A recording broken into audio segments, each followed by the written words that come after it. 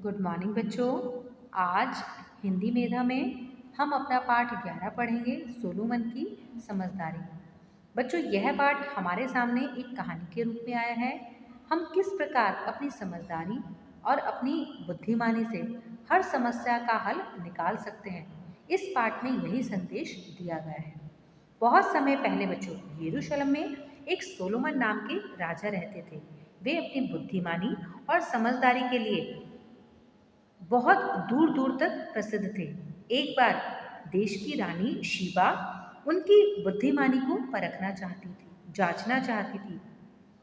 वह 2 मालाएं लेकर आई और उन्हें ले जाकर राजा से पूछने लगी, महाराज, इन्हें पहचान कर ये बताइए कि इन मालाओं में से कौन सी असली फूलों की माला है और कौन सी नकली फूलों की माला है।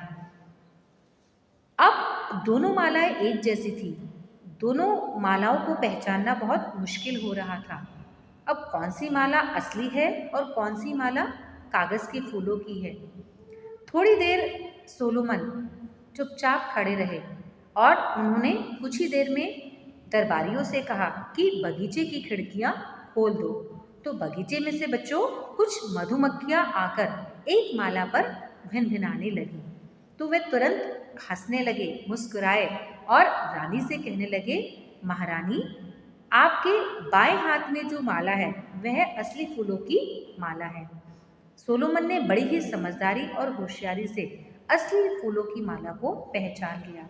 सभी लोग राजा की बड़ाई करने लगे, प्रशंसा करने लगे।